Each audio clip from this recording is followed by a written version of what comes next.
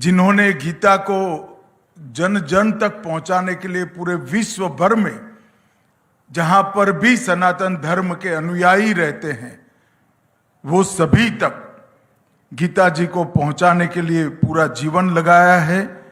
ऐसे स्वामी श्री परमानंद जी महाराज,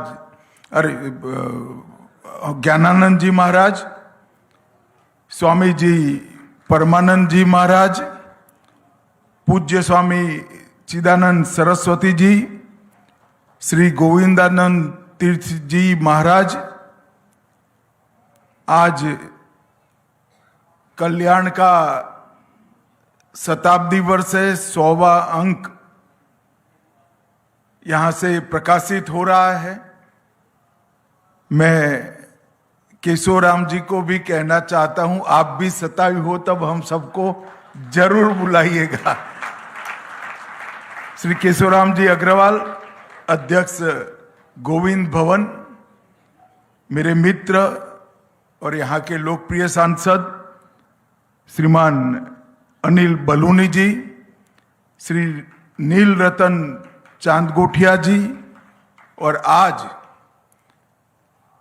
इस सभागार में उपस्थित गीता प्रेस और कल्याण के सभी वाचक और प्रशंसक गण, आप सभी को मेरा मनपूर्वक प्रणाम। सबसे पहले तो मैं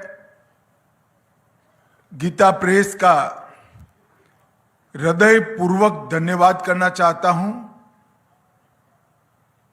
कि कल्याण के 100वें अंक के विमोचन में, इस पुण्य कार्य में उन्होंने मुझे उपस्थित रहने का मौका दिया है। भारत का हर वो व्यक्ति जिसको सनातन धर्म से आकांक्षा है, दुनिया का हर जो व्यक्ति जो भारतीय संस्कृति की ओर, दुनिया की समस्याओं के समाधान के लिए देख रहा है, और हर वो व्यक्ति जो इस भूमि को प्यार करता है, वो गीता प्रेस से अनजान हो ही नहीं सकता। गीता प्रेस ने अपना ये स्थान निश्चित किया। श्रद्धेय सेठ जी जयदयाल जी और पूज्य भाई जी हनुमान प्रसाद पोद्दार जी ने गीता प्रेस के माध्यम से लगभग 103 वर्षों से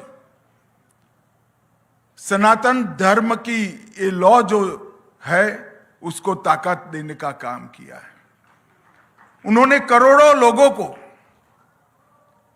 भक्ति के माध्यम से आध्यात्म की ओर प्रेरित किया, और आध्यात्म के रास्ते पर आगे चलते चलते मोक्ष तक का रास्ता प्रशस्त करने का मार्ग बता दिया।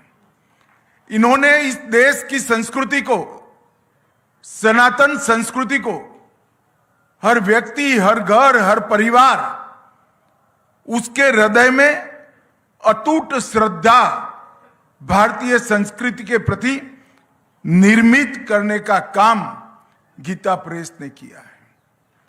गीता प्रेस के आंकड़े, कल वैसे ही मैं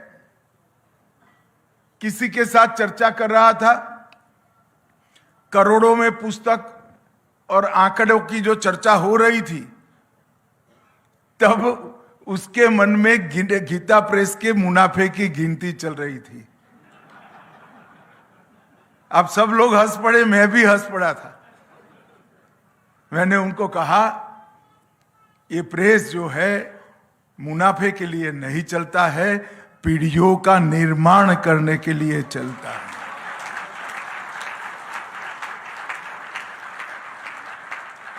और प्रभु की दया देखिए, ये दो महापुरुषों का जीवन का तप देखिए। मुनाफे के लिए न चलने वाला प्रेस आज भी मंच पर और नीचे बहुत सारे गीता प्रेस के विश्वस्त बैठे हैं। मैंने कई बार कहा है कि कुछ भी काम हो में बताइएगा। आज तक कोई फोन ना सरकार को आया है ना किसी की सहायता का है। अपने आप में स्वावलंबी तरीके से सद साहित्य को करोड़ों लोगों तक पहुंचाने का काम गीता प्रेस ने करा है। सेठ जी जयदयाल जी, भाई जी हनुमान प्रसाद जी से लेकर यहां तक के सभी ट्रस्टियों को मैं मन पूर्वक प्रणाम कर कर उनका अभिनंदन करना चाहता हूं। जब हम कल्याण के शताब्दी वर्ष में प्रवेश कर रहे हैं तब कल्याण एक प्रकार से ज्ञान की सनातन ज्योति को हर वाचक तक पहुंचाने का प्रयास कर रहा है और सनातन चेतना का जो उत्सव आज देश में दिखाई पड़ रहा है,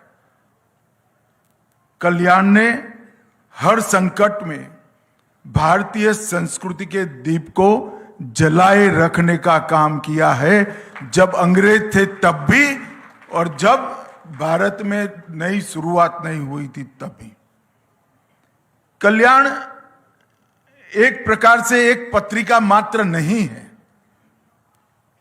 बल्कि भारतीयों के लिए आध्यात्मिक जगत का पथदर्शक है। भारत की संस्कृति को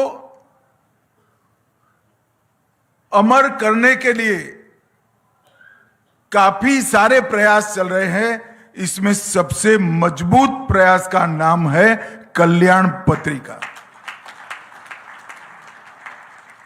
और समाज की सज्जन शक्ति को संगठित कर कर एक अद्भुत शक्ति निर्मित करने का काम भी कल्याण ने किया है। कभी भी समाज में सज्जनों की कमी नहीं होती है, कमी होती है सज्जनों के संगठित होने की। कल्याण ने इस 100 साल में 1926 से लेकर 2026 तक 100 साल में सनातन धर्म के अनुयायियों की सज्जन शक्ति को संगठित करने का काम कल्याण ने किया। और मैं मानता हूं मित्रों, जो भारत को नहीं जानते वो गीता प्रेस के काम का मूल्यांकन नहीं कर सकते। जो भारतीय संस्कृति को नहीं जानते वो कल्याण के योगदान की चर्चा भी नहीं कर सकते, मीमांसा भी नहीं कर सकते, मूल्यांकन भी नहीं कर सकते। मगर जो भारत को जानते हैं वो जरूर कर सकते हैं और वो कहते हैं कि हमारी क्षमता नहीं है ये योगदान का मूल्यांकन करने की, ये अतुलनीय योगदान है। और एक प्रकार से मेरे लिए बहुत सौभाग्य का विषय है कि कल्याण के शताब्दी अंक के विमोचन के दिन पूज्य संतों से भरे हुए इस मंच पर मुझे भी उपस्थित रहने का एक मौका मिला है। मित्रों, एक कल्याण जैसी विचार को प्रचारित और प्रसारित करने वाली पत्रिका का 100 साल पूरा करना अपने आप में बहुत बड़ी उपलब्धि है। जब से कल्याण शुरू हुआ तब से लेकर आज तक निरंतर सनातन धर्म और भारतीय संस्कृति के लिए कल्याण का एक एक शब्द, एक एक वाक्य और एक एक अंक इसको समर्पित रहा। कई सारे लेखकों की, मनीषियों की, श्रद्धेय संतों की तप और साधना ने इस पौधे को सींचने का काम किया है। इन्होंने जब गीता प्रेस के कैनवास पर नजर डालते हैं, श्रीमद् भागवत, भगवत गीता, शिव पुराण, विष्णु पुराण, महाभारत, रामचरितमानस, वाल्मीकि रामायण जैसे कई लोकप्रिय ग्रंथों को बार बार पुनः मुद्रित कर कर लोगों तक पहुंचाया। परंतु इसके अलावे आदि शंकर के उपनिषदों की मीमांसा को, टीका को भी लोगों तक पहुंचाकर बहुत बड़ा काम किया है गीता प्रेस। और मैं मेरे ही घर की बात करता हूं। मैं तो बहुत छोटा था और मेरी दादी चल बसी, मगर मेरी बहनों से मैंने सुना है मेरी दादी जो गीता पढ़ती थी वो गीता प्रेस की थी। मेरी माँ ने भी गीता प्रेस के पुस्तक पढ़े और आज मेरी पोती भी अपनी स्कूल के बक्से में हनुमान चालीसा रख कर जा रही है, वो गीता प्रेस का। 4-4 पीढ़ियों से सनातन के रास्ते पर हर पीढ़ी को वो ही साहित्य जरा भी डाइल्यूट करे बगैर, इसके अंदर विकृति लाए बगैर लोकभोग्य बनाने का काम गीता प्रेस ने किया है। मैं मानता हूं, मनपूर्वक मानता हूं कि भाई जी जैसा सनातन की सेवा करने वाला दूसरा व्यक्ति शायद युगों में कोई हो पाए। इतनी बड़ी सेवा पूज्य भाई जी ने करी है। सनातन ने अब तक 100 विशेषांक सनातन समर्पित कल्याण ने प्रकाशित किए और ये सभी विशेषांकों ने जिस विषय को हाथ में लिया, इसका संपूर्ण दर्शन एक ही विशेषांक में वाचकों के सामने रखा। 1932 का श्री कृष्ण अंक श्री कृष्ण को श्रद्धा की दृष्टि से, श्री कृष्ण को राजनीतिज्ञ के रूप में, श्री कृष्ण को तत्वज्ञानी के रूप में, फिलोसोफर के रूप में, और श्री कृष्ण को एक प्रकार से सभी दुष्टों का दमन करने वाले महापुरुष के रूप में, अनेक रूप से एक ही अंक में कल्याण ने लोगों के सामने रखने का काम किया है। योग अंक आज तो प्रधानमंत्री जी ने जब से योग दिन विश्व में स्वीकृत किया तब से बहुत योग को लोकप्रिय हुआ है। न केवल भारत, पूरे विश्व में हुआ है और पूरे विश्व के लोगों के मन, शरीर, आत्मा को जोड़ने का काम योग करा है। मगर कल्याण ने योग अंग 1936 में प्रकाशित किया था और योग की व्याख्या, योग का स्वरूप और योग की प्रणालियों पर विस्तार से प्रकाश डालने का काम किया था। और स्वतंत्रता के बाद जो पहला अंक प्रकाशित हुआ वो अंक नारी अंक था। सनातन धर्म के अलावे कौन धर्म में मां का महिमा मंडन इतनी महान तरीके से किया होगा। और जब आजाद हुए इसके बाद में पहला अंक नारी अंक के रूप में प्रकाशित किया गया। हिंदू संस्कृति पर जो अंक आया वो उस समय आया जब जवाहरलाल नेहरू जी के समय में पाश्चात्य असर से हमारे देश की नीतियां घड़ी जा रही थी। 1950 का वो वर्ष था। देश की शिक्षा नीति, देश की विदेश नीति, देश की रक्षा नीति, देश की व्यापार नीति जब पश्चिम के विचारों से प्रभावित होकर बन रही थी, उस वक्त कल्याण ने चुपचाप कुछ करे बगैर हिंदू संस्कृति अंक प्रकाशित किया।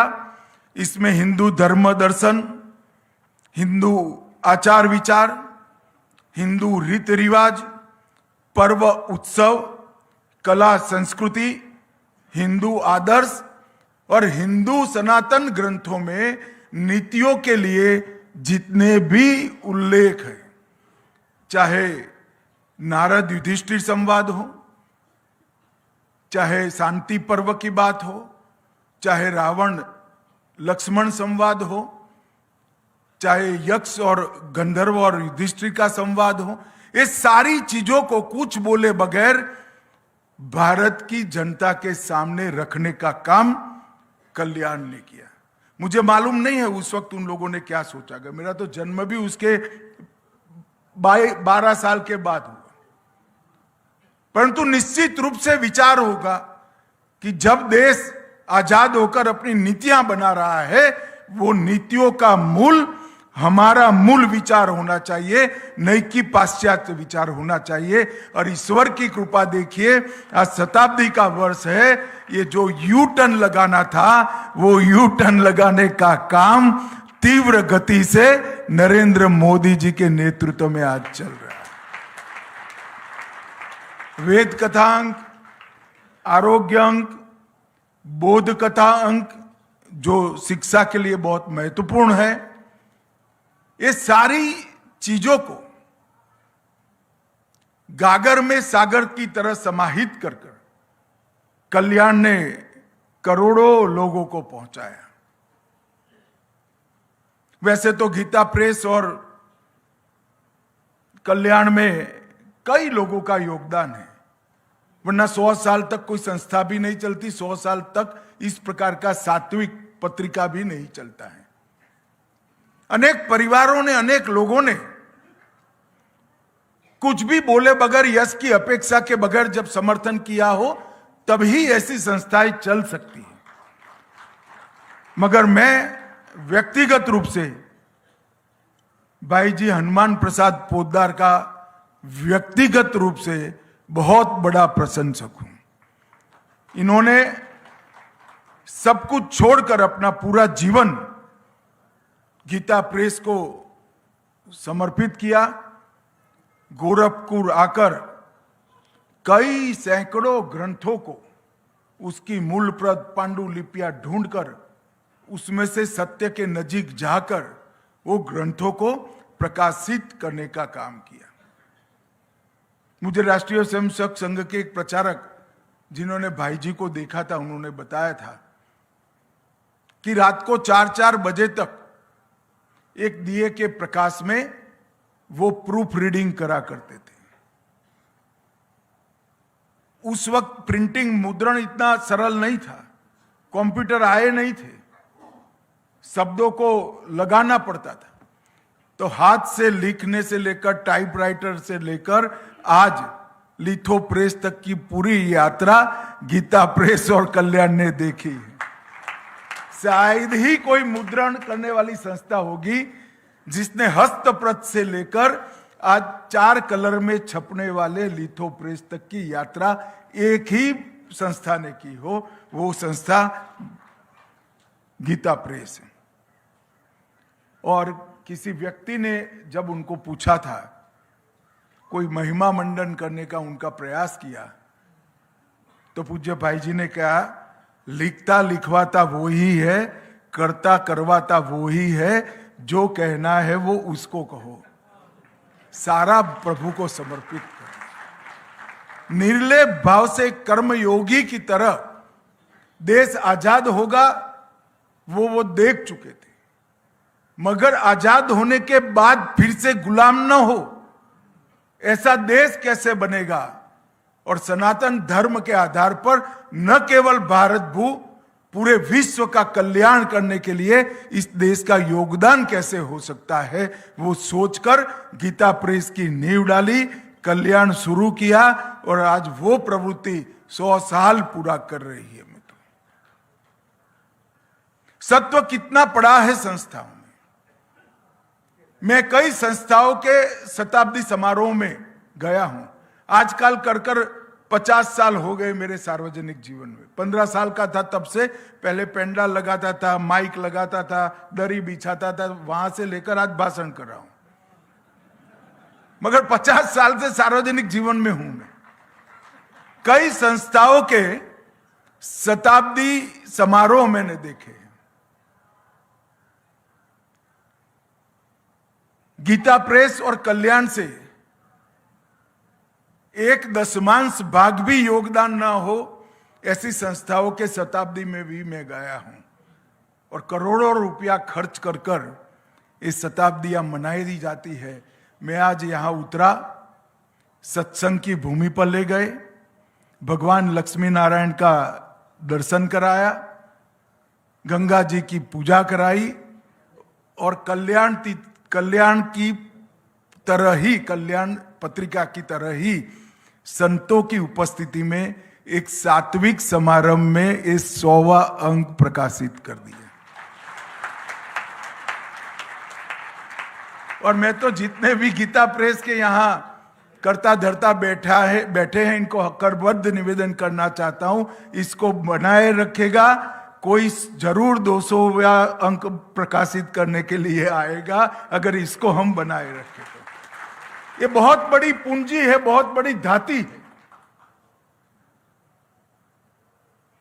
क्योंकि सत्व की निर्मित और सत्व का संग्रह चकाचौंध से नहीं हो सकता। सत्व का संग्रह और सात्विकों का संगठन इस शोरगुल से नहीं होता है, पैसों के प्रदर्शन से नहीं होता है। इसकी नींव पाताल जितनी गहरी होनी चाहिए और उसका आधार सत्व ही होना चाहिए। और गीता प्रेस और कल्याण ने एक कर बताया है। और भाई जी ने जो परंपरा डाली थी, वो परंपरा को आज तक आप लोगों ने बरकरार रखा है। मैं सच अर्थ में कल्पना नहीं कर सकता कि वेद, उपनिषद, वेदांग, पुराण और सनातन इतिहास इतने बड़े कैनवास को एक संस्था कैसे अपने आप में समाहित कर करोड़ों लोगों को पढ़ने की सामग्री पूरी कर सकती है, वो आपने कर बताया है। और उस वक्त शुरू किया जब अंग्रेजों का दबदबा था, पाश्चात्य विचार की ओर देश के सभी लोग जा रहे थे। धर्म को अंधविश्वास कहना एक प्रकार से फैशन हो चुका था। तब भाई जी ने कोई आक्रामक भाषा का उपयोग नहीं किया, कोई आक्रामक भाषा का उपयोग नहीं किया। वो कठिन कालखंड में ज्ञान का कल्याण नामक एक दीप जलाने का काम किया। और इसके अंदर उद्देश्य लोगों का मंगल और जगत का कल्याण, इसके अलावे कहीं नहीं था। कोई संकुचितता नहीं थी, कोई मेरा तेरा नहीं था। समग्र विश्व के कल्याण की भावना को कल्याण में उन्होंने समाहित किया। तर्क, शास्त्र और शांति के माध्यम से जितना भी हमारे मूल विचारों का विरोध होता था, उसका उन्होंने उत्तर दिया। और निश्चित रूप से एक मार्ग हम सब के लिए प्रशस्त किया कि सनातन की रक्षा शोर से नहीं हो सकती, शोरगुल से भी नहीं हो सकती। सनातन की रक्षा शास्त्र और तर्क से ही हो सकती है और कोई रास्ता नहीं। और अंततोगत्वा आज कल्याण शताब्दी समारोह मना रहा है, उस वक्त वो बात सिद्ध हो गई है। गीता प्रेस ने कभी भी अपने महिमा मंडन के लिए कुछ नहीं किया, प्रचार के लिए भी कुछ नहीं किया, अपना साम्राज्य खड़ा करने के लिए भी कुछ नहीं किया, ना धन एकत्रित करने के लिए कुछ किया। क्योंकि गीता प्रेस का विचार व्यक्ति केंद्रित नहीं था, विचार केंद्रित था। उन्होंने विचार के माध्यम से ही गीता प्रेस को हमेशा के लिए प्रासंगिक बनाए रखने का उद्यम किया। और कल्याण ने हमें बता दिया कि सभ्यताएं तलवार से नहीं, शब्दों और ज्ञान से ही खड़ी होती है। और शब्द तब प्रभावी होते हैं जब वो सत्य के और सत्व के चमकारे से चमकते हो। अगर शब्द में सत्य का अंश नहीं है, सत्व नहीं है, तो शब्द भी प्रभावी नहीं होते हैं।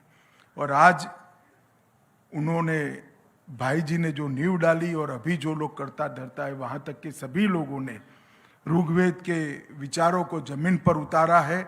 चारों दिशाओं से हमें कल्याणकारी विचार की प्राप्ति हो और अपने जीवन को इसके अनुरूप कर सके। और कल्याण ने इसको कर बताया है। मित्रों, आज अभी मैं दुनिया भर की पुस्तक प्रकाशित करने वाली संस्थाओं का मेला लगा था। मैं कोई उद्घाटन करने नहीं गया था, मैं एक वाचक में के रूप में वहां घूमने गया था। गीता प्रेस का भी स्टोर था, मैं गया भी था, कुछ खरीदा भी। बाहर जीन्स टी शर्ट पहनी हुई एक किशोरी, एक युवा लड़की खड़ी थी। मैंने पूछा, बेटा तुम क्यों आई हो यहाँ? कि आई थी तो माँ ने एक चिट दिखाया, ये पुस्तक लेने के लिए माँ ने कहा था, मगर मैंने मेरे लिए 3 पुस्तक खरीदे हैं। मैंने बोला क्या लगा तुम? कि ये 8वां स्टोर है मेरा, मुझे मालूम नहीं पड़ता है संस्था कैसे चल रही है, इतनी कम दाम में इतने अच्छे प्रिंटेड पुस्तक कैसे मिल रहे हैं, मेरी तो समझ में ही नहीं आ रहा है। और गीता प्रेस ने कर दिखाया है। जो पुस्तक की लागत हजारों रुपया होनी चाहिए, वो 50 और 100 रुपये के दाम में गीता प्रेस ने पाठकों को उपलब्ध कराया है। अभी आते आते धामी जी मुझे बताते थे कि संपूर्ण भागवत का जो मूल्य है, मतलब कीमत है, वो ऐसी है कि किसी को भी भागवत पढ़ना है तो आराम से वो उसका योग कर लेगा। और ये बहुत बड़ी बात है। कल्याण जब शुरू हुआ तब महात्मा गांधी ने कहा था, कल्याण में कभी विज्ञापन मत छापना। जब मुझे आमंत्रण देने आए थे तब मैंने पूछा कि विज्ञापन छापने की जरूरत पड़ी है क्या? उन्होंने कहा 100वां अंक है साहब, एक भी विज्ञापन हमने नहीं छापा।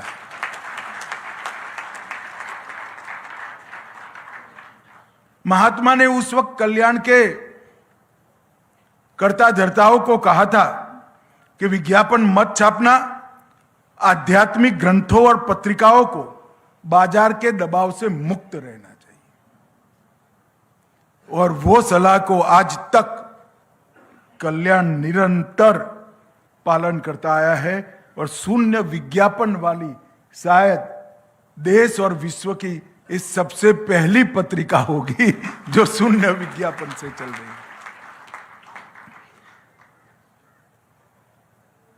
भाई जी ने एक सरल वाक्य कहा था कि हमारा उद्देश्य पुस्तकों की बिक्री नहीं है, हमारा उद्देश्य चरित्र निर्माण और राष्ट्र निर्माण है।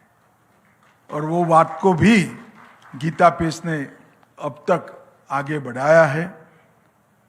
2021 में गांधी पीस प्राइज, एक प्रतिष्ठित अवार्ड गीता प्रेस संस्था को भारत सरकार ने दिया। और 22 में स्वर्गस्थ राधेश्याम खेमका को मरण उपरांत पद्म विभूषण भी भारत सरकार ने देकर ये कार्य की अनुमोदना करने का प्रयास किया है। गीता प्रेस ने अनेक प्रकार के साहित्यों की रचना की और इसके कारण राष्ट्र में एक चेतना जागृति हुई। करोड़ों संतों ने जो अहर्निश प्रयास किया, वो प्रयास को गीता प्रेस ने रेखांकित कर लोगों को पढ़ने के लिए उपलब्ध करा दिया। और इसके कारण सनातन धर्म के प्रति आकर्षण, सनातन धर्म के प्रति आशा और भारतीय संस्कृति में विश्वास फिर से एक बार हम दृढ़ होता हुआ देख रहे हैं। एक जमाने में मुंबई की ट्रेनों में, लोकल ट्रेन में मैं बहुत घुमा हूं।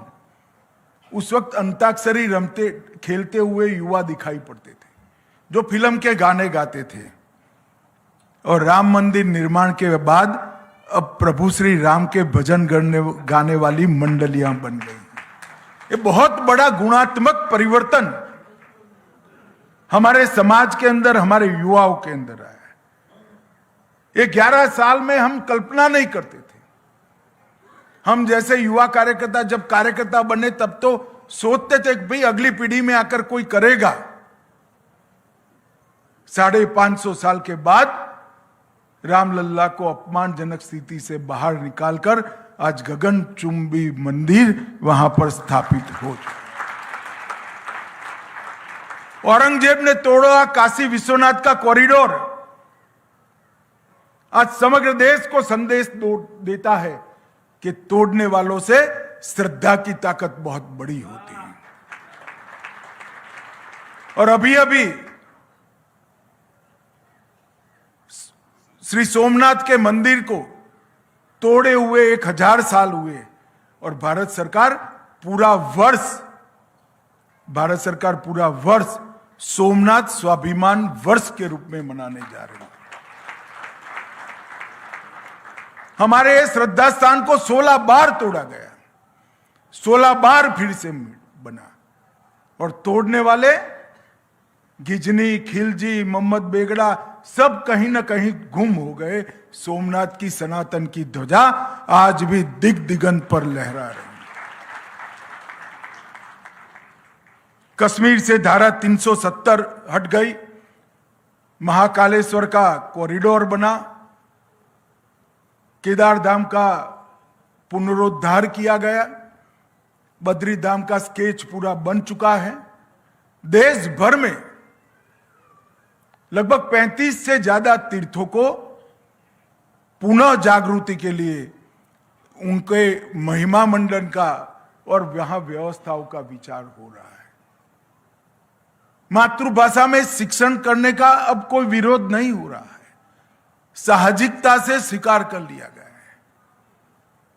देश के प्रधानमंत्री विश्व में कहीं पर भी जाते हैं, जब हिंदी में बोलते हैं ना, पूरे देश की छाती गजगज फूल जाती है।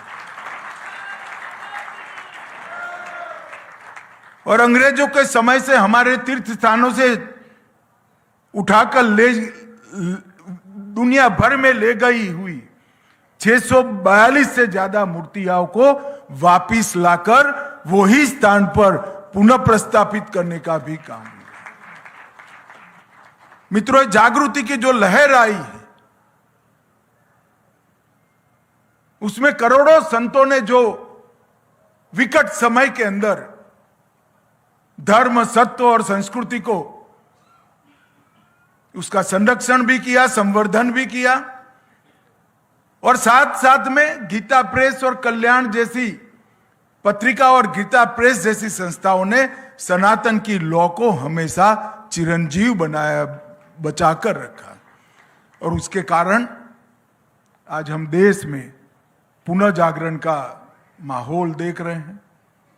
चाहे कुंभ हो, चाहे हमारा कोई भी त्योहार हो, युवाओं का जो अंदर योगदान है, युवाओं का जो पार्टिसिपेशन है, वो इतनी बड़ी मात्रा में है, जो बताता है कि देश का भविष्य उज्जवल है और अब हमें कोई वापिस उस जगह पे नहीं ले जा सकता। आज कल्याण का शताब्दी अंक है। यहाँ आने से पहले मैं ट्रस्टियों के साथ बैठा था, उन्होंने कहा कि गीता प्रेस के लिए बात करनी है। मैंने बोला आज तो कोई बात नहीं होगी भाई, आप सब मेरे घर पर आइए, आराम से बात करेंगे और आगे 100 साल क्या करना चाहिए इसका भी जरूर सोचना चाहिए। ईश्वर करे भाई जी और सेठ जी ने जो पुरुषार्थ 100 साल पहले शुरू किया था, वो युगों युगों तक चलता रहे और हमारे समाज में चेतना की जागृति का काम करता रहे और सनातन धर्म हमेशा हमेशा के लिए विजयी हो। यही मेरी प्रभु प्रार्थना कर मेरी बात को समाप्त करता हूं। वंदे मातरम।